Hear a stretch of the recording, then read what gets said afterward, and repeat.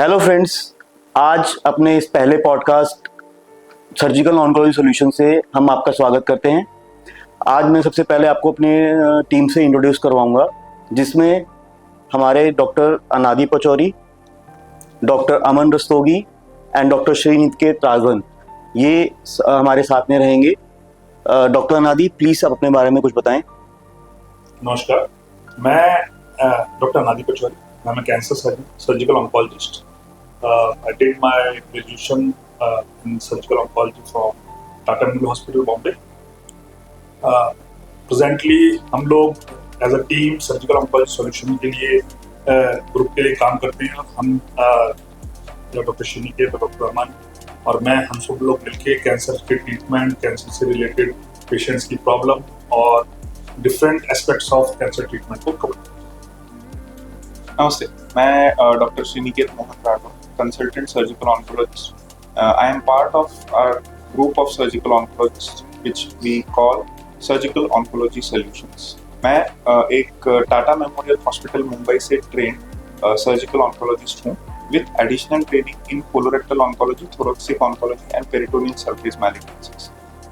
With help with doctor Anadi Pachauri, doctor Aman Rastogi, हम as a team जो है हमारे वेरियस सर्जिकल ऑन्कोलॉजी में जो ट्रीटमेंट ऑप्शंस हैं we are offering across the Delhi NCR region. तो दोस्तों, बाकी सब चीज़ें जब हम बात करते हैं तो सबसे पहले एक सबसे बड़ा क्वेश्चन आता है कि ये कैंसर है क्या और ये कैसे डिफरेंट है बाकी अदर डिजीजेस से। देखिए, अगर मैं कहना चाहूँ व्हाट इज कैंसर, तो सिंपल आंसर इज वो एक फिजिकल मैनिफेस्टेशन है ऑफ अ जेनेटिक एबनॉर्मेलिटी।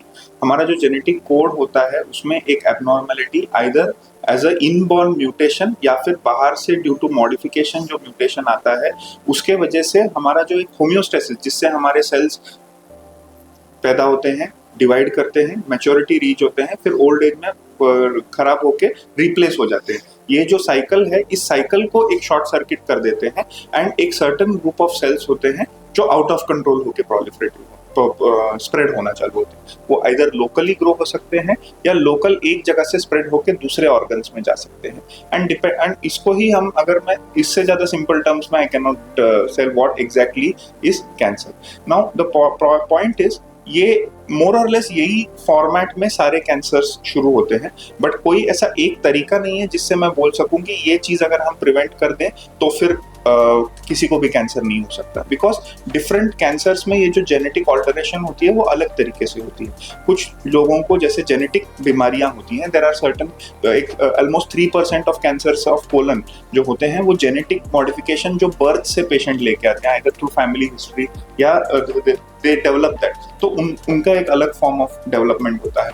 जैसे हम जाते हैं कि स्मोकिंग जो करते हैं ओरल, उसमें ऐसा होता है कि क्रॉनिक इरिटेशन और जो केमिकल्स जो हम स्मोकिंग एंड टोबैको च्यूइंग की वजह से हमारी ओरल कैविटी, टंग, हमारा larynx and even our chest को हम सब्जेक्ट करते हैं, उसके वजह से जो रिपेयर का जो वो डैमेज होता है और उसकी एक रिपेयर मैकेनिज्म होती है। बट ये रिपेयर मैकेनिज्म अगर ठीक से नहीं होता है then there is a possibility of a cancer developing there. So even we know how the overall mechanism is and we know how to detect it early, but ऐसा कोई एक सिंगल पॉइंट नहीं है जिसमें मैं बोल सकूं कि हम ये करेंगे तो फिर इसके आगे कैंसर कभी नहीं बनेगा। That is why our best option continue to be prevention and early detection so that we have the optimum outcome for society against cancer at large.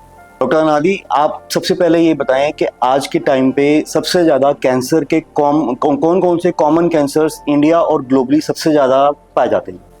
Sumit ji, देखिए, वर्ल्ड वाइड और इंडिया में जो कैंसर के spectrum है वो थोड़ा सा different है, क्योंकि हमारी dietary habits, geographical conditions, environment over here, ये थोड़ा सा हमारा डिफरेंट है वर्ल्ड से। तो अगर हम देखेंगे तो दुनिया में अगर मेल्स और फीमेल्स को अलग अलग करके बात करें तो usually world wide lung cancer सबसे कॉमन कैंसर में से। ओके। उसके बाद में अगर देखेंगे तो इंडिया में जो फीमेल्स हैं उनके अंदर होने वाला ब्रेस्ट कैंसर सबसे कॉमन कैंसर। इसके अलावा अगर हम फीमेल्स की बात करें तो सर्वाइकल कैंसर जो होता है, सीए सर्विक्स, यूट्राइन सर्विक्स का कैंसर, वो एक कॉमन कैंसर।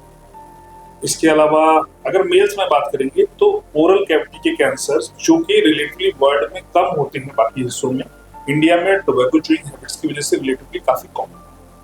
उसमें स्मोकिंग वगैरह का भी कंट्रीब्यूशन है थोड़ा सा।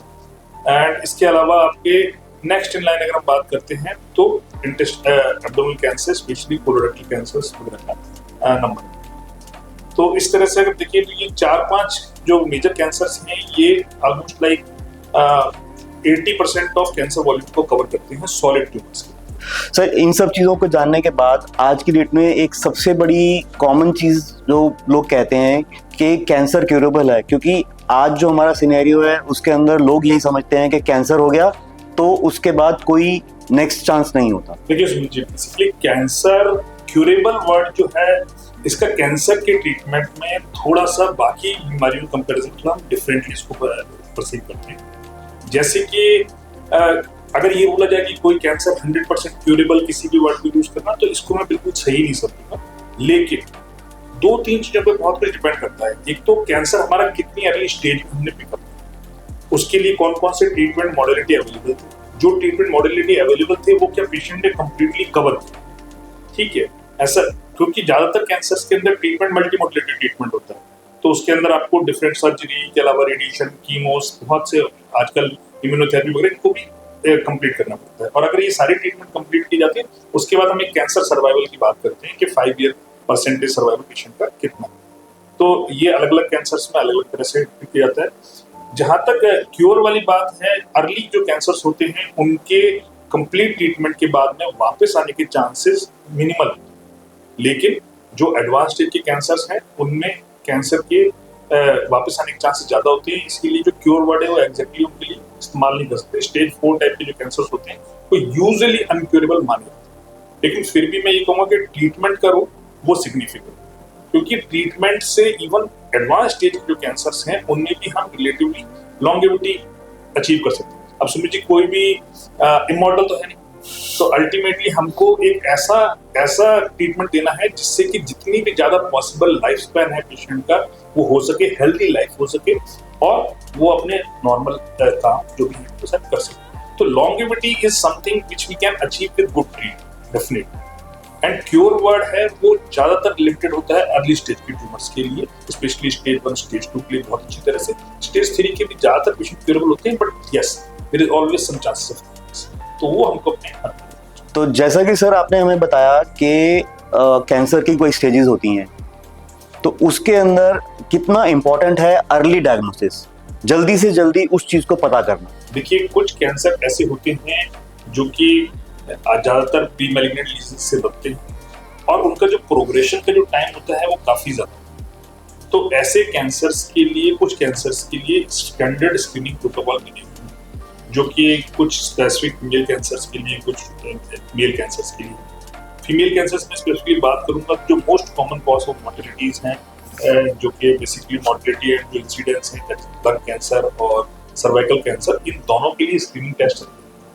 अगर हम ब्रेस्ट कैंसर के लिए बात करेंगे तो स्क्रीनिंग मैमोग्राफी एक स्टैंडर्ड टेस्ट है जो कि वेस्ट में उनके नेशनल प्रोग्राम्स में भी इंक्लूड है, बट इंडिया में हमारे अभी तक कॉज ऑफ लॉजिस्टिक रीजंस नहीं आ पाया है। फिर भी जो लोग अफोर्ड कर सकते हैं उनको मैं सजेस्ट करूंगा कि उनका time after the age of 40-45 they can start screening mammography, which is usually annual protocol, 1 साल में एक बार, 1 साल में 1.5 साल में एक बार कराइए, ठीक है। अगर उसमें कोई pre malignant lesion, early lesion बन रहा है तो you can pick up and उस समय पे ऐसा हो सकता है कि उसके ट्रीटमेंट के लिए वो केवल सिंगल मॉडलिटी ट्रीटमेंट कर सकते हैं। सिमिलरली अगर हम बात करें सीए सर्विक्स की, तो सीए सर्विक्स के लिए भी screening modality pre invasive lesions की स्टेज से ही अवेलेबल है। हम लोग जो पैप स्मीयर के टेस्ट होते हैं, पैप स्मीयर के टेस्ट में आप सीए पेशेंट का एक ओपीडी प्रोसीजर होता है, उसके सर्विक्स से कुछ सेल्स ली जाते हैं, स्मीयर किए जाते हैं और वहीं पे पैथोलॉजिस्ट अवेलेबल होता है जो इमीडिएटली उसको देख के एक बेसिक डायग्नोसिस देता है कि क्या इसमें कोई ऐसे सेल्स हैं जो उनके कैंसर होने की संभावना। अगर उनके कैंसर होने की संभावना है तो उसके फर्दर और इन्वेस्टिगेशन किए जाते हैं, कॉल्पोस्कोपी वगैरह करके फर्दर बायोप्सी वगैरह में इंटीग्रेट होती है। इसके साथ साथ हम लोग आजकल जो नई जो चीज आई है वो है लिक्विड टेस्टिंग, एचपीवी टेस्टिंग। तो जो हम लोग सैंपल लेते हैं उसमें साथ में हम एचपीवी वायरस के लिए भी टेस्ट कर लेते हैं, क्योंकि एचपीवी वायरस ही बेसिकली सीए सर्विक्स के पॉजिटिव एजेंट्स का मोस्ट कॉमन चीज है। तो इस तरह से हम लोग ब्रेस्ट मैमोग्राफी और स्टेप्स मेयर टेस्ट के साथ में हम फीमेल्स में होने वाले प्रीडोमिनेंट कैंसर्स को आराम से टाइमली स्क्रीन कर सकते हैं। अगर हम बात करेंगे मेल्स के अंदर, तो मेल्स के अंदर स्क्रीनेबल कैंसर्स में यूजुअली कोलन कैंसर और प्रोस्टेट कैंसर्स का बहुत इंपॉर्टेंट रोल रहता है। कोलन कैंसर के लिए अगर किसी की फैमिली हिस्ट्री है तो डेफिनेटली उसके अंदर कोलन के कैंसर के लिए जो कोलोनोस्कोपी है, जिसका 5 ईयर 10 ईयर का प्रोटोकॉल है एज ग्रुप के हिसाब से, उसको फॉलो कर सकते हैं।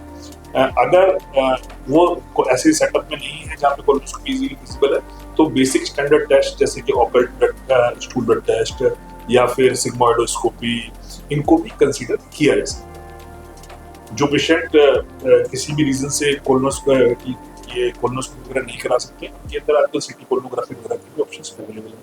बट मैं ये कहूँगा कि ज़्यादा बेटर टेस्ट जो है, जिसमें कि एक ही सिटी में हम लोग एग्जामिन भी कर सकते हैं, जरूरत पड़ती है तो बायोप्सी एंड थेरेप्यूटिक प्रोसेस भी कर सकते हैं कोलोनोस्कोपी से बेटर। सिमिलरली अगर प्रोस्टेट की बात करें तो prostate is a very common cancer से आज बोला जाता है कि 80-90 की साल की उम्र में अगर हम सारे मेल्स को स्क्रीन करें तो लगभग 15% मेल्स के अंदर एग्जिस्टेंट प्रोस्टेट कैंसर मिल जाता है। तो जो इस तरह का जो कैंसर है, इसको इसके बाद बहुत ही सिंपल टेस्ट, एक ब्लड टेस्ट है PSA का, जिससे आपको एक बेसिक आइडिया मिल जाता है। इसके अलावा एक क्लिनिशियन जो भी थोड़ा एक्सपर्ट क्लिनिशियन, आइदर ऑन्कोलॉजिस्ट और यूरोलॉजिस्ट, दे कैन एग्जामिन, ठीक है, एक PR एग्जामिनेशन होता है, उसके थ्रू फिंगर एग्जामिनेशन से प्रोस्टेट के साइज को अंदाजा। तो ये तो बेसिक टेस्ट से आप जो मेजर मॉर्बिडिटी वाले जो केसेस हैं मेल्स में, कोलन कैंसर और आपका प्रोस्टेट कैंसर, इनको आप आराम से कवर कर सकते हैं। इसके अलावा बाकी चीजें जैसे कि ओरल कैविटी, ये चीज वर्ड में अगर आप देखेंगे लिटरेचर में तो आपको नहीं मिलेगी कि कोई ओरल कैविटी स्क्रीनिंग ऐसा प्रोटोकॉल होता है। पर मेरा ऐसा मानना है, जितना कि हम देखते हैं कि इंडिया में ओरल कैविटी कैंसर्स का जो वॉल्यूम है वो पूरे वर्ल्ड के बाकी राष्ट्रों तो पूरे वर्ल्ड जितना वॉल्यूम से ज्यादा इंडिया के अंदर के वॉल्यूम। तो ऐसे कैंसर्स को भी स्क्रीन करने की इंडिया में जरूरत है। और हम लोग जब स्क्रीन करते हैं तो कुछ बेसिक प्री मैलिग्नेंट लीजन्स को मिलते हैं, जैसे कि ल्यूकोप्लेकिया, एरिथ्रोप्लेकिया, लाइकेन प्लेनस।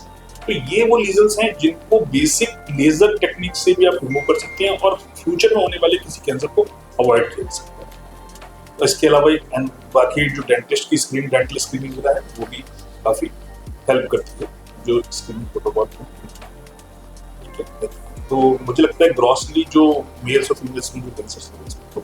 हेलो सब, आजकल डॉक्टर साहब सब लोगों को बहुत कंफ्यूजन रहता है कि कैंसर को हम कैसे पहचानें। तो सर थोड़ी सी रोशनी डालें कि what are the early sign and symptoms of cancer. देखिए, कैंसर एक ब्रॉड टर्मिनोलॉजी है, जिसको हम अगर सादी भाषा में कहें तो जिसे ट्यूमर कह सकते हैं। नाउ ऐसा कोई सेट पैटर्न ऑफ सिम्टम्स नहीं है जो मैं कह सकूं कि ये सारे सिम्टम्स जो हैं ये कैंसर की तरफ इशारा करते हैं। बट अगर मैं ब्रॉडली कहना चाहूँ तो मैं कहूँगा कि चेंज इन रिदम। तो जैसे हम गैस्ट्रोइंटेस्टिनल जैसे कोलन कैंसर की बात करते हैं, तो चेंज इन रिदम, अगर आपको यूजुअली थोड़ा कॉन्स्टिपेशन होता हो, या दिन में 2 दिन में शायद एक बार मोशन करने जाते हो, लेकिन अभी अचानक बढ़ गया, या फिर पहले आपका मोशन ठीक से नॉर्मली दिन में 1 बार या 2 बार जैसे हम जाते हैं उतना ही होता है, लेकिन अभी आइदर फ्रीक्वेंसी बहुत बढ़ गई है या फ्रीक्वेंसी बहुत घट गई है, वैसे ही दैट इज अ इंडिकेटर। फिर अपना नॉर्मल डाइट चल रहा है लेकिन पेट के अंदर गैस की तकलीफ थोड़ा ज़्यादा बढ़ रही है, जो हम गैस्ट्राइटिस कहते हैं, जिसको मेडिकली डिस्पेप्सिया कहते हैं, जिसमें क्या बोलते हैं, बर्पिंग ज़्यादा होती है या फिर गले में इरिटेशन होती है। If it is continuing to increase continuously over a period of time, that can be a indication. Another example I can give is, जैसे इंडिया में ओरल कैंसर बहुत कॉमन है, तो यूजुअली वो कैसे प्रेजेंट करता है, एक नॉन हीलिंग अल्सर, मुंह के अंदर एक छाला या घाव, जो इंस्पाइट ऑफ आपने थोड़ा अपना खाने का पैटर्न चेंज कर दिया, दवाइयाँ लगाई, विटामिन लिए, लेकिन वो ठीक नहीं हो रहा, so that could be an early indicator that कुछ डेवलप हो रहा है। देखिए, सुनने में ये सारी चीज बहुत वेग लगती है क्योंकि ये तो बहुत लोगों के साथ होता है, मेरे मुंह में भी छाले होते रहते हैं, बट पॉइंट इज क्या, does that indicate something? No, it is the change in rhythm. तो यू हैव टू इन्वेस्टिगेट। अगर एक स्मोकर है जिनके मुंह के अंदर एक छाला हो रहा है या घाव हो रहा है जो सूख नहीं रहा है, देन आपने डेफिनेटली सस्पेक्ट करना चाहिए। अगर आप एक ओल्ड एज पर्सन है in their 40s 50s 60s, जिन्होंने अचानक एक दिन नोटिस किया कि पेनलेस ब्लीडिंग हो गई मेरे स्टूल के साथ, देन इट कुड इंडिकेट। देखिए 9 आउट ऑफ 10 टाइम्स तो वो कोई सिंपल चीज होगी, जैसे हेमोरॉइड्स होते हैं, फिशर होते हैं, लेकिन वो एक आदमी होगा जिसके अंदर शायद वो कैंसर निकल सकता है, and that could lead too early detection and right treatment. Similarly with gas also. देखिए गैस की परेशानी बोल के अगर मैं रोड में जाके 10 लोगों को पूछूंगा तो 7 लोग तो कहेंगे हाँ मुझे है गैस, तो क्या उनको सबको कैंसर का है? नहीं, बट उसमें भी एक पैटर्न होता है, कुछ कुछ लोगों का वो ठीक होता ही नहीं है, इररिस्पेक्टिव ऑफ डाइट उनको तकलीफ होती है। It is associated with weight loss.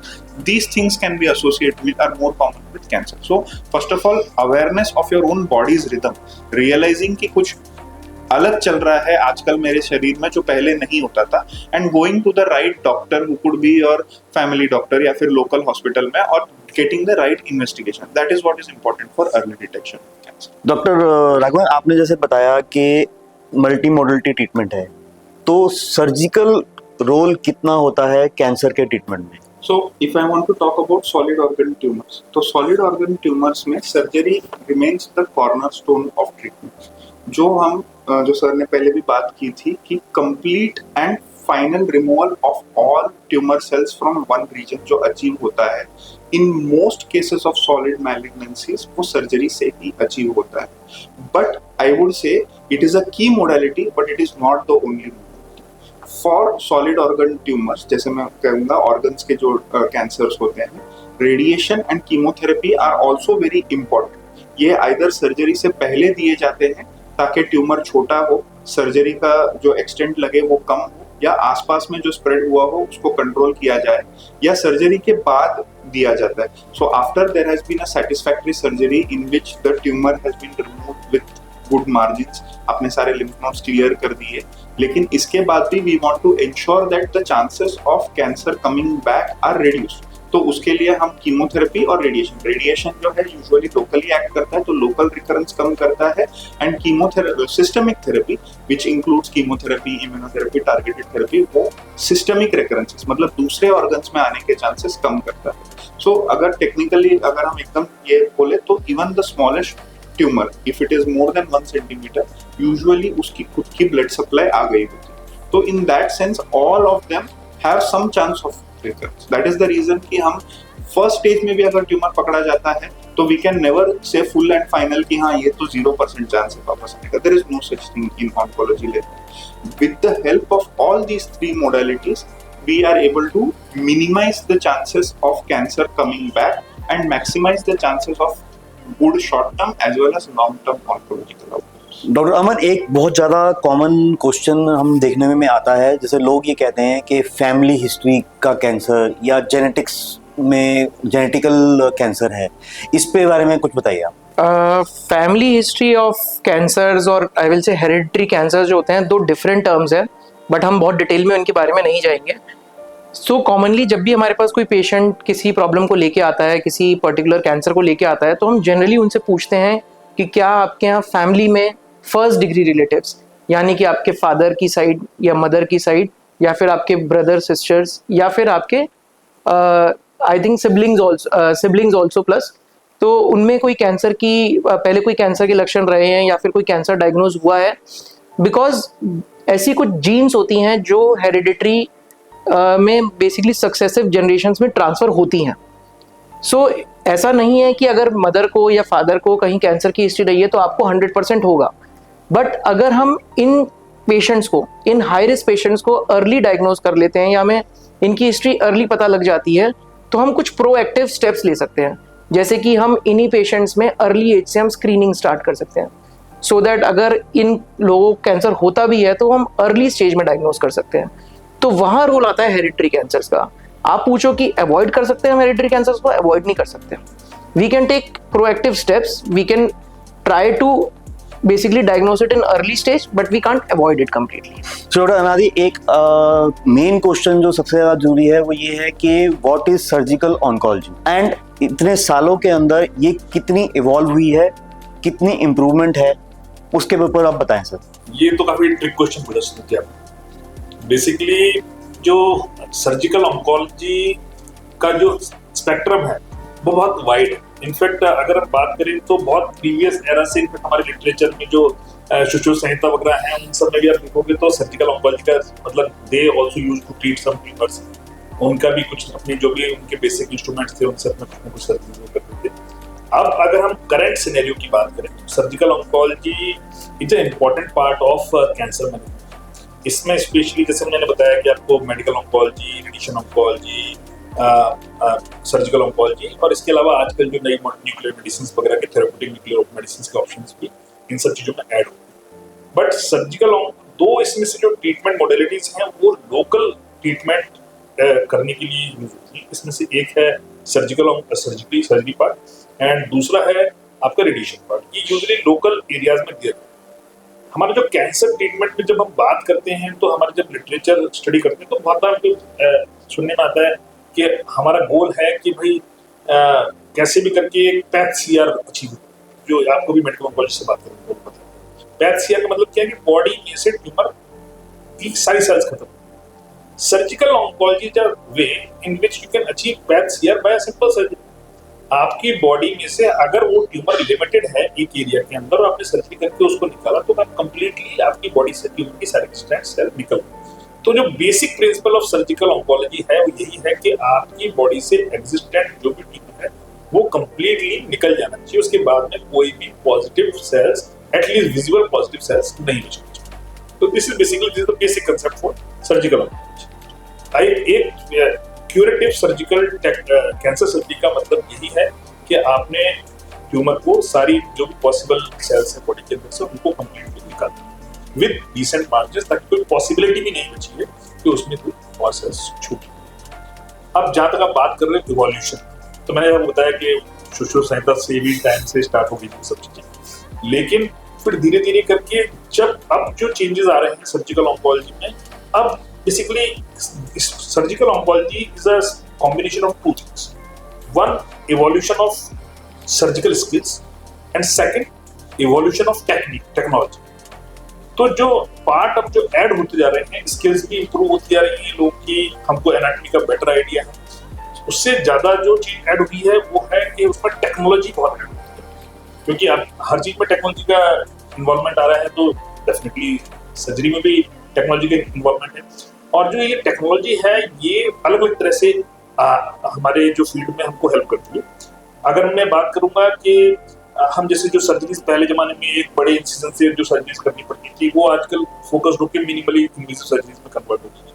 इसमें जो हम टेक्निक्स हैं जैसे कि एडवांस लेप्रोस्कोपिक टेक्निक्स हैं, इसके अलावा रोबोटिक सर्जरीज की जो टेक्निक्स हैं एंड ये सब चीजें जो हैं इससे हम एक बहुत ही मिनिमम मॉर्बिडिटी देख रहे हैं, यानी कि इंसिजन काफी कम होगा लेकिन हम वही सर्जिकल आउटकम्स अचीव कर सकते हैं जो कि पहले जिसके लिए पेशेंट को बड़ी सर्जरीज करनी पड़ती थी। हमारे पास बहुत बेटर आजकल एनर्जी डिवाइसेस हैं जिसकी वजह से जो ब्लड लॉस वगैरह थे उनको सिग्निफिकेंटली कट शॉर्ट कर दिया गया है।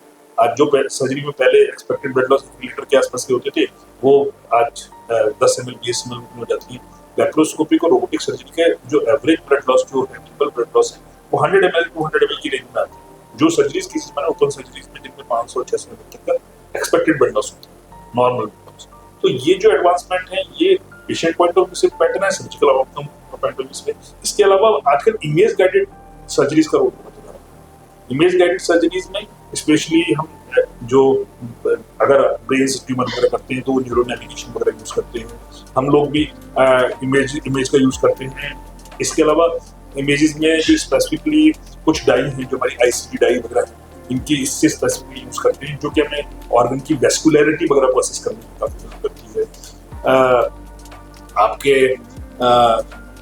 स्ट्रक्चर जो इजीली आइडेंटिफाइबल स्ट्रक्चर्स नहीं होते थे उन स्ट्रक्चर्स को हम इन टेक्नोलॉजीज की वजह से इन टेक्नोलॉजीज की हेल्प से आपकी न्यूरो मॉनिटरिंग का सिग्निफिकेंट रोल है। जहाँ पे हमें इंपॉर्टेंट नर्व्स को प्रिजर्व करना पड़ता है वहाँ पे न्यूरो मॉनिटरिंग टेक्निक है, हमने एक सिंपल प्रोब से हम आइडेंटिफाई कर सकते हैं कि whether we are preserving the exact nerve. तो ये जो टेक्नोलॉजिकल एडवांटेज हुए हैं ये सर्जिकल स्किल्स के ऐड होने की वजह से एक सिग्निफिकेंट कॉम्बिनेशन ऐसा बन के आया है कि हम पेशेंट को एक्स्ट्राऑर्डिनरी लेवल पे अच्छे आउटकम्स दे पाते हैं। और अब इसका जो मेन जो पेशेंट के पॉइंट ऑफ व्यू से बेनिफिट मिलता है वो ये है कि पेशेंट की फंक्शनल आउटकम काफी अच्छी होती है। एक सर्जरी हमने करी, उसके बाद में उसकी कितनी नर्व्स प्रिजर्व हुई, उसके कितने ब्लड वेसल प्रिजर्व हुए, हमने कोई एक्स्ट्रा ऑर्गन तो नहीं निकाला। इससे जो उसकी quality of life, future quality of life है, वो रिलेटिवली मच बेटर हुई। जो हम ये जो अगर जैसे हम गैस्ट्रिक कैंसर वगैरह की बात करते हैं तो उसमें ये मिनिमल इन्वेजिव टेक्निक्स है, इनसे हम इतने लो लेवल पे रिसेक्शन कर सकते हैं कि पेशेंट का tumour, even for low rectal cancer tumour, rectal preservation surgeries, symptomatic surgeries are possible.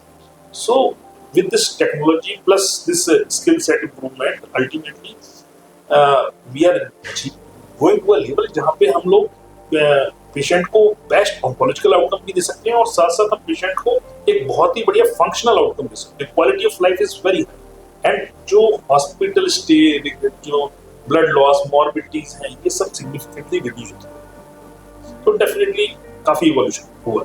Sir जैसे अभी आपने बात करी बायोप्सी को लेके, तो बायोप्सी और ये इमेजिंग टेस्ट किस हद तक कैंसर के ट्रीटमेंट में काम करते हैं? देखिए, this is a very common question जो हम लोग क्लिनिकल प्रैक्टिस में देखते हैं, and I will give the same answer that I give. Patient जब हमारे सामने ओपीडी में आता है, they come with their anxieties. It is very unlikely that patient एक सुपर स्पेशलिस्ट के पास आएगा और उनको ऑलरेडी पता नहीं होगा कि वो क्या फेस कर रहे हैं, क्योंकि वो हमारे पास आने से पहले दसों लोगों से, अलग अलग डॉक्टरों से बात करके डरे हुए सिचुएशन में आते हैं। सो दे विल हर सब चीज़ें हैं, सर क्या होगा, खर्चा कितना होगा, क्या क्या करना होगा, कैसे होगा लॉन्ग टर्म। तो I always caution them, I say that इसको पेशेंटली करना पड़ता है। वी हैव टू, कैंसर के ट्रीटमेंट शुरू करने से पहले we have to answer 3 question. Is it cancer और नॉट, क्या स्टेज है, और has it spread. Okay, so now is it cancer और नॉट, अगर आप कैसे पता करें, तो आपके पास एक मास है जिसको आपको प्रूव करना है, तो उसका एक स्मॉल टुकड़ा निकालना पड़ेगा। It helps in doing that. अगर मैं ओरल कैविटी की बात करूँ तो मुंह के अंदर, जैसे मैंने बात किया था, एक नॉन हीलिंग अल्सर डेवलप करता है, उसका मैंने मास निकाला। या ब्रेस्ट के से एक लंप लेके एक लेडी आती है, उनका हमने 4 नीडल बायोप्सी बोलते हैं वो करना है। या कोई रेक्टम से ब्लीडिंग की कंप्लेंट से आता है, तो through a gastroenterologist we do an endoscope, they do an endoscopic examination and they take a small piece of the mass. So that is basically proving whether it is a cancer or not. It goes for processing. It has first of all confirmation of diagnosis उससे होता है कि ये cancer है या नहीं। Again different parts of the bodies में different, अगर कोई जानता होगा तो there is squamous cell carcinoma, adenocarcinoma, तो ये भी सर्टेन प्लेसेस में ये मैटर करता है, क्योंकि ट्रीटमेंट प्रोटोकॉल, जैसे किस टाइप की कीमोथेरेपी दी जाएगी, कीमोथेरेपी के बाद क्या रेडिएशन मिलेगा है, डायरेक्टली सर्जरी, ये सारी चीज़ों पे भी उसका थोड़ा बहुत इम्प्लीकेशन होता है। And in certain cases like breast cancer, उसके अंदर हम एडिशनल टेस्ट करके हार्मोनल स्टेटस वगैरह पता कर सकते हैं, जिससे हम we can decide the entire strategy of treatment. तो अगले 4 से 6 महीने क्या क्या ट्रीटमेंट्स मिलेंगी, किस सीक्वेंस में मिलेंगी, कौन से ड्रग्स मिलेंगे, ये सारी चीज़ें उस बायोप्सी के आधार पे किया जाता है। कमिंग टू इमेजिंग जो होता है वो अलग अलग लेवल पे चलते हैं। It can be something as straightforward as एक ब्रेस्ट के केस में एक mammography, which is basically a specialised x-ray, जिसको देख के हम नॉर्मल है एबनॉर्मल है वो देख के फिर बायोप्सी कहाँ से करनी है इसका एक डिसीजन ले सकते हैं। उसके ऊपर मान लीजिए सीटी स्कैन आता है, सीटी स्कैन में कौन सा ऑर्गन इन्वॉल्व है, आसपास के लिम्फ नोड इन्वॉल्व हुए हैं या नहीं, has it spread to some organ. मान लीजिए अगर मैं स्टमक कैंसर की बात करता हूँ तो लिवर में तो नहीं चला गया, उस जो ट्यूमर की रिलेशनशिप कैसी है विद एडजेसेंट ऑर्गन्स, क्योंकि अगर मास बहुत बड़ा है, आसपास के ऑर्गन्स के साथ चिपका है, तो शायद डायरेक्टली हम सर्जरी की तरफ ना मुड़ना चाहें, हम कोई और ट्रीटमेंट मोडालिटी देके उसके बाद सर्जरी करना चाहें। Then there is, when we can go one more step ahead, it is called as the PET CT scan. PET CT scan जो होता है वो बेसिकली एक्टिविटी ऑफ टिश्यू देखता है। ये एक फिजियोलॉजिकल बात होती है कि जो कैंसर सेल्स होते हैं वो आपके नॉर्मल बॉडी सेल्स से ज़्यादा एक्टिव होते हैं, तो सर्टन रेडियो एक्टिव डाइज देख के हम पकड़ते हैं कि वो एक्चुअली इमेज में ज़्यादा ब्राइट होते हैं क्योंकि उस टिश्यू में ज़्यादा एक्टिविटी दिखती है। तो इससे हमको एक आइडिया मिल जाता है कि स्प्रेड हुआ है या नहीं। तो मान लीजिए आपका ट्यूमर एक जगह पे ब्राइट हो रखा है, बट उसके साथ एक non suspecting different part of the body में, जैसे बोन्स में आपको थोड़े से ब्राइट स्पॉट्स मिलते हैं, देन यू पेशेंट में not be symptomatic at all, but फिर भी आपको सस्पिशन आ सकता है कि यार ये तो स्प्रेड हो गया है। Then it is now up to the oncologist कि वो प्रूव करे कि ये स्प्रेड हुआ है या नहीं हुआ। बिकॉज जिस चीज को हम मान लीजिए सीटी स्कैन में देख के मान रहे हो कि ये तो स्टेज 2 या स्टेज 3 की बात है, it could suddenly turn up in some other organ and it will be transformed into stage 4। Particularly because मैं थोड़ा लंग कैंसर में ज्यादा एक्सपीरियंस किया हूँ, तो this is a very common feature that happens. Patients आते हैं लंग कैंसर का, आप देखते हो तो बस एक कॉर्नर ऑफ द लंग में छोटा सा मास होता है। सीटी स्कैन में जो HRCT जो रेगुलरली किया जाता है, everybody is under the assumption अरे ये तो हो जाएगा, ट्रीटमेंट सर्जरी हो जाएगी, ठीक हो जाएगी। आप पेट स्कैन करते हो तो कमर के बोन में एक छोटा सा दाना निकल गया, it is metastatic disease. Immediately treatment protocols change. So that is why optimum imaging to get the best possible staging is important. इसके अलावा ओरल कैविटी या फिर ब्रेन के ट्यूमर्स के लिए एक MRI स्कैन भी होता है, and all these are done usually on a case to case basis. क्या हर कैंसर का इमेजिंग पेट सीटी से होना है? Not necessarily. क्या हर जगह MRI होना है? Not necessarily. तो कहाँ पे कौन सी इमेजिंग करनी चाहिए, किस हद तक करनी चाहिए, ये एक इम्पॉर्टेंट डिसीजन है which is best left for the consultant oncologist. ये आप सर्जिकल बोलिए, मेडिकल बोलिए या रेडिएशन, इनके प्रोटोकॉल्स में वो आपको गाइड करेंगे कि which is the best imaging for. Hello Aman, जैसे कि अभी हमने सबसे डिस्कशन किया और उसमें बहुत सारी चीज़ें सामने आई कि यहाँ इसमें कैंसर के अंदर बेसिकली जो ट्यूमर्स हैं वो ही सबसे ज़्यादा होते हैं, लेकिन इसके अंदर भी बेनाइन ट्यूमर्स एंड मैलिगेंट ट्यूमर्स, इनमें क्या फ़र्क होता है? तो डेफिनेटली सुमित जी बहुत जायज़ क्वेश्चन है ये, benign versus malignant tumours. Tumours जो है बेसिकली लोग जब भी ट्यूमर का नाम सुनते हैं तो उनको ऐसा लगता है कि ये फैलने वाली बीमारी तो नहीं है। तो इसमें बहुत इंपॉर्टेंट है जानना है कि कौन सी गांठें बिनाइन कहलाती हैं और कौन सी गांठें जो हैं वो मैलिग्नेंट कहलाती हैं। तो जो गांठें सीमित रहती हैं पर्टिकुलर एरिया तक या फिर जो साइज में बढ़ती हैं लेकिन फैलती नहीं हैं, उनको हम बिनाइन ट्यूमर्स बोलते हैं। और कैंसर और या फिर मैं बोलूँ मैलिग्नेंट ट्यूमर्स, ये वो ट्यूमर होते हैं जो एक पर्टिकुलर पार्ट ऑफ बॉडी में स्टार्ट होते हैं, बट इनकी टेंडेंसी होती है कि ये ब्लड या लिम्फेटिक्स के द्वारा डिफरेंट पार्ट्स ऑफ बॉडी में फैल सकते हैं। सो ये जानना बहुत ज़रूरी है कि दोनों बहुत डिफरेंट एंटिटी है, और जो मैलिग्नेंट ट्यूमर यानी कि कैंसर जिनको हम बोलते हैं, उनको हमें बहुत एग्रेसिवली ट्रीट करना पड़ता है। सर आप किसी जो नया पेशेंट है जिसको अभी भी पता चला है कि उसको कैंसर है, उसके लिए आप क्या एडवाइस देना चाहेंगे? तो द फर्स्ट एडवाइस मैं जो करता हूँ अपने पेशेंट से वो ये होता है that don't panic. Unfortunately when it comes to the diagnosis of cancer, often times जो होता है it is facing your own mortality. तो when you are faced with a news जिसमें हम ये भी बात कर सकते हैं कि whether we will be alive और not after a certain period of time, तो उसके वजह से बहुत सारे फियर्स आते हैं कि मैं how will I survive, how will my dependent survive, how will my parents. It is a both a personal tragedy as well as a family tragedy. Not to this thing that there is also a financial aspect to it कि मैं इतने सारे पैसे खर्च होंगे, will be able to do that. So ये सारी चीजें basically ये manifest होती हैं either in forms of anger or fear. So I would first of all urge a patient that face the fear. It is okay. There are lot of resources available across this country जहाँ पे आपको right guidance and right treatment मिल सकता है। Second thing I would say is that do your research and ensure that आप एक well trained oncologist के पास पहुंचे। Most of the time a well trained oncologist, whether he is a surgeon, medical oncologist or radiation oncologist, आपको एक overall outlook of plan करके आपको guide करके सही दिशा में direct कर ही देंगे। Third thing I want you to remember, in your panic, please don't go for any miracle cures. यहाँ पे कोई magic bullets नहीं है। Cancer diagnosis is a tragedy and its treatment is a process. All my patients, I tell them that the next 6 to 8 months or even a year are going to be a very tough period of your life. You are going to go through a lot of things. Your family is going through a lot of things. आपके ऊपर financial pressures बनेंगे, society के problems आएंगे, but you have to face them. Your doctor, even though a very key part, is playing only a small part of your entire journey. But your entire support system is equally important. तो be involve, सबको involve कीजिए, सबको बताइए कि आप किस चीज को फेस कर रहे हैं। Be open in your line of communication with them and together you can face this difficult period very well. You need support, be optimistic, and don't fall for miracles.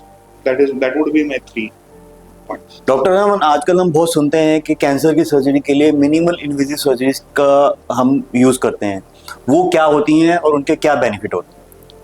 तो देखिए, मिनिमल इन्वेसिव सर्जरीज जो होती हैं ये वो surgeries हैं जिनमें हम बड़ा चीरा नहीं लगाते ऑपरेशन के लिए, जिनमें हम छोटे चीरे से ही वही रेडिकल सर्जरी या कॉम्प्लेक्स सर्जरी को करते हैं, but with the use of the latest advancements, जैसे कि लेप्रोस्कोपिक सर्जरीज या फिर रोबोटिक सर्जरीज। रिसेंटली आपने देखा होगा कि पेशेंट्स के अंदर बहुत ज़्यादा क्रेज हो गया है कि हमें रोबोटिक सर्जरी करानी है या दूरबीन द्वारा सर्जरी करानी है। तो these are basically laparoscopic and robotic surgeries जिसकी हम बात कर रहे होते हैं। फ़ायदा ये है क्योंकि चीरा छोटा होता है तो डेफिनेटली दर्द कम होता है पेशेंट को। प्रिसीजन की वजह से कैमराज आजकल 4K 3D कैमराज, इतना अच्छे प्रिसीजन वाले कैमराज आ गए हैं, तो हम डिफ़िकल्ट प्लेसेस में जैसे कि पेल्विस के अंदर जाकर, थोरेसिक कैविटी के अंदर जाकर हम इन कॉम्प्लिकेटेड सर्जरीज को बहुत बेयर मिनिमल एफर्ट के साथ बहुत बेटर वे में कर पाते हैं।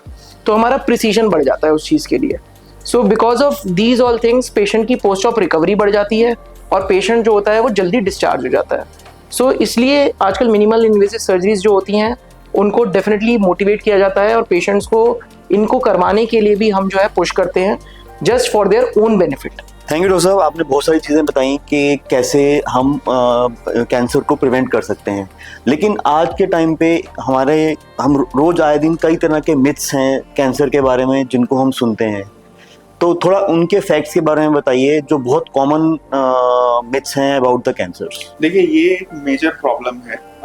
आई would say that this is because when we say face a unknown entity, एक अननोन एनिमी को जब हम फेस करते हैं तो हम उसके अराउंड एक फिक्शन क्रिएट कर लेते हैं। तो प्रॉब्लम ये होता है that we want some reason. अभी 45 साल की महिला अगर एक आएंगी और उनको अगर लंग में कैंसर होगा, obviously she is not a smoker और कोई बुरी आदतें ऐसे कुछ नहीं, तो कैसे हो गया? तो फिर कुछ तो रीजन देना पड़ेगा। अगर मैं उनको बोलूं कि ये तो एक जेनेटिक एबनॉर्मेलिटी है जिसके वजह से सेल की proliferation, they will not accept that. So it leads to generation of myths. कोई बोलेगा कि अरे खाना ठीक नहीं था, कोई बोलेगा कि अरे आप जहाँ चूल्हा मतलब जहाँ पे आप कुक करते हो वहाँ पे बहुत ज्यादा डस्ट का ये होता है। कोई बोलता है अरे आपकी इम्यूनिटी बहुत कम है, आप कम मोटापा है। So these are all myths. That is only because हमको एक रीजन देना होता है कि ऐसे क्यों हो गया। देखिए, हार्ट के लिए तो जैसे किसी को हार्ट अटैक होता है तो हम बोल देते हैं कि ये प्रॉब्लम्स है, बट मेनी टाइम्स इतना clear cut A to B answer is not available for cancer patients, which is distressing for them. So if I want to discuss what are some important myths जो हम usually, एक तो food related myths कि हम चाय ज्यादा पीते हैं तो उसके वजह से कैंसर होता है। No such thing. ना चाय ना कॉफी। अगर मैं बोलूँ alcohol as I said, zero is the ideal amount of alcohol we have to consume. उसके बाद एक बहुत common myth आती है about immunity boosters. No, it doesn't have anything to do with it. देखिए, अगर आप गूगल पे सर्च करने जाएंगे तो definitely somewhere you will come across की लो इम्यूनिटी के वजह से सर्टेन कैंसर्स की इंसिडेंस बढ़ती है, but that has to be interpreted in a completely different way. वो आपके और मेरे लेमैन यहाँ बैठ के तुम्हारी इम्यूनिटी मेरे से 10% कम है इसका मतलब है तुमको कैंसर होने के ज्यादा चांस है, ये ऐसी बात नहीं है। So again, immunity boosters completely myth. एक वेरी कॉमन मिथ जिसके वजह से पेशेंट्स पर्टिकुलरली जो थोड़े सेमी अर्बन एंड रूरल इसमें सेटिंग्स में ट्रीटमेंट अपना इनिशिएट करते हैं, जिसकी वजह से उनका बहुत डैमेज हो जाता है, वो ये है कि अगर हम FNAC या बायोप्सी करने जाते हैं, मतलब मान लीजिए कोई एक महिला है जिनके स्तन में एक गांठ है, वो जाती हैं किसी एक RMP या एक प्रैक्टिशनर के पास, वो उनको ऐसे कन्विंस कर देते हैं कि ये मैंने आपको कुछ दवाइयां लिख देंगी, इससे ठीक हो जाएंगे, लेकिन आप कोई जांच कराने आगे मत जाइएगा, क्योंकि अगर वो सुई से जांच करेंगे, छोटी सुई या बड़ी सुई, तो उससे फैल जाता है। देखिए, I have had the opportunity of working in some less privileged parts of this country, और ये आप मानेंगे नहीं, सुनने में बहुत सिली लगता है, but it is very common and many times patients इसके वजह से इग्नोर करते हैं, साल 1.5 साल बाद आते हैं, तो what could have been a stage 2 diagnosis ends up invariably being a stage 4 diagnosis. तो ये इट इज डिस्ट्रेसिंग कि हमारे पास फैसिलिटीज हैं, government facilities have reached tier 2 tier 3 cities की हम क्वालिटी केयर प्रोवाइड कर सकते हैं, लेकिन एक सोशल स्टिग्मा एंड ये मिथ्स के वजह से ये प्रॉब्लम्स और परपेचुएट होती हैं। इसके अलावा अगर मैं बात करूं तो अल्कोहल इंटेक एज आई के little bit is good, 30 ml से हार्ट अच्छा चलता है, नहीं, no, nothing of that sort. Okay, so these would be the most common ones that I would say that we have to completely debunk. Doctor Aman, बहुत सारे patients हैं जिनको जब वो सुनते हैं कैंसर हो गया तो वो मेंटली चैलेंज हो जाता है उनके लिए कि मुझे कैंसर कैसे हो गया। तो ऐसे पेशेंट्स को आप क्या सजेस्ट करते हैं या क्या एडवाइस करते हैं? देखिए, cancer is definitely a physical, mental as well as psychological trauma, not only to the patient but patient की फैमिली को भी उतना ही बड़ा ट्रॉमा होता है जितना बड़ा पेशेंट को हुआ है, उसके लव्ड वंस को भी उतना ही बड़ा ट्रॉमा होता है। और जैसे ही किसी को पता लगता है कि उसको कैंसर हुआ है तो डायरेक्टली दिमाग में आदमी को आता है कि शायद अब मैं नहीं बचूंगा, है ना, जो कि पूरी तरीके से सच बात नहीं है। तो बहुत इंपॉर्टेंट रोल है यहाँ पे ट्रीटिंग डॉक्टर का, सपोर्टिंग स्टाफ का और साइकोलॉजिस्ट का, जो बेसिकली पेशेंट को और पेशेंट के रिलेटिव्स को through out the treatment motivate करता है। तो हम हमेशा ही अपने पेशेंट्स को सबसे पहले जब वो पेशेंट आता है तो पेशेंट की डायग्नोसिस को सुनकर ये नहीं है कि उसको हमें उसके आउटकम्स या फिर प्रोग्नोसिस को बताना है, हमें पेशेंट को किसी तरीके से तसल्ली देनी होती है, किसी तरीके से उसको ये फील कराना होता है कि ये ट्रीटेबल है। तो सबसे इंपॉर्टेंट एस्पेक्ट मैं इसमें सजेस्ट करता हूँ कि हम सबको मिलकर, इवन घर वालों को मिलकर पेशेंट को मोटिवेट करना है। पेशेंट को कहीं से कहीं तक ये डिमोटिवेट करके नहीं रखना है कि इसका इलाज अब नहीं हो सकता है। तो उसमें पूरा रोल डॉक्टर का भी रहता है, सपोर्टिंग स्टाफ यानी कि नर्सेज, पैरामेडिकल स्टाफ, उनका भी रहता है, फैमिली मेम्बर्स का भी बहुत बड़ा योगदान है। और इसमें हम लोग साइकोलॉजिकल पेशेंट्स की काउंसलिंग भी कराते हैं so that they can feel और they can feel free to talk about their basically fears. तो जो फियर, एंजाइटी और एप्रीहेंशन है, इसको दूर करना बहुत ज़रूरी है, क्योंकि इससे हमने देखा है कहीं ना कहीं पेशेंट के post treatment outcomes actually matter करते हैं। हेलो डॉक्टर अमन, आप क्या सजेस्ट करना चाहेंगे ताकि लोग कैंसर के ट्रीटमेंट में डिले ना करें या फिर मिस स्टेप्स ना जाएं? सो बेसिकली सुमित जी, मैं बोलना चाहूँगा कि हमारे इंडियन सिनेरियो में, खासकर हमारी इंडियन फैमिलीज़ में बहुत छोटी छोटी चीज़ों को लेके मिथ हैं, जैसे कि सर ने बताया, डॉक्टर श्रीनिकेत ने। तो क्या होता है कि हमारे यहाँ हम चाहते हैं कि हर चीज़ का ट्रीटमेंट हम अपनी फैमिली में ही कर सकते हैं, हम अपने रिश्तेदार से नुस्खा ले लेते हैं और उसी हिसाब से उसका इलाज करते हैं। तो सिमिलरली ये छोटी छोटी प्रॉब्लम्स को लोग जो होते हैं वो नज़रअंदाज करने की आदत बहुत ज़्यादा है हमारे देश में। छोटी सी गांठ होती है, आदमी वेट करता है कि क्या पता इस इलाज को करके ठीक हो जाए, उस इलाज को करके ठीक हो जाए। ऐसे करके मैंने कितने मरीज ऐसे देखे हैं जो सालों साल बिता देते हैं। तो सबसे इम्पॉर्टेंट चीज़ है इग्नोरेंस। सेकेंड चीज़, हम लोग नॉन स्पेशलिस्ट यानी कि जो डॉक्टर्स जिनकी स्पेशलिटी इस चीज़ के लिए नहीं है, उन पे ज़्यादा ट्रस्ट करने लग जाते हैं। एंड हमारा जो बेसिकली हमारा डेविएशन जो होता है वो अपने प्रॉपर ट्रीटमेंट की जगह ना होकर जो ये साइड ट्रीटमेंट्स होते हैं, जैसे कि homeopathic treatments are there, Ayurvedic treatments are there. I won't say कि these treatments are not good, ये ट्रीटमेंट्स अच्छे हैं बट इनकी अपनी एक इम्पॉर्टेंस है। और कैंसर के ट्रीटमेंट की, जैसे कि सर्जरी, कीमोथेरेपी एंड रेडिएशन की अपनी एक इम्पॉर्टेंस है। तो बेसिकली मुझे लगता है कि जहाँ तक है सबसे इम्पॉर्टेंट चीज़ जो हम मिस आउट करते हैं दैट इज़ इग्नोरेंस। हमारी इंडियन कम्युनिटी में ये इग्नोरेंस बहुत हाई लेवल पे है and that is the major reason जिसकी वजह से हमें कैंसर हमेशा लेटर स्टेजेस में ज़्यादा मिलते हैं, एडवांस स्टेजेस में ज़्यादा मिलते हैं। तो जैसा कि सर आपने बताया कि किसी एक चीज़ से तो हम नहीं कर सकते, लेकिन ऐसे कौन कौन से लाइफस्टाइल चेंजेस हैं जिनको अगर हम करें तो इसके होने के चांसेस कम हो सकते हैं? देखिए, इट इज, अगर लेमैन से पूछेंगे तो वो आपको 1000 चीजें बोलेंगे कि ऐसी सब्जी खानी होती है, ऐसे फूड खाने होते हैं, चाय ज्यादा नहीं पीनी होती, कॉफी। बट हम ये सब, this is all just idle chatter जो हम सिर्फ हमारे गली नुक्कड़ में और व्हाट्सएप तक ही उसकी वैल्यू है। अगर हम साइंटिफिकली बात करें then there are certain lifestyle changes and there are few medical interventions. इसके अलावा scientifically proven ways of cancer बहुत ज्यादा नहीं, but in themselves they are very useful. तो what are the 3 most important things जो आप फिजिकली अपने इसमें कर सकते हैं? First of all, avoid alcohol and tobacco intake in all its forms. मतलब ना चबाना है, ना फूकना है, ना हुक्का, ना नथिंग। अल्कोहल का there is no such thing as safe alcohol level. कोई बोलेगा दिन में 1 स्मॉल चलता है, कोई बोलेगा 30, कोई nothing, zero is the ideal amount of alcohol that should enter your system.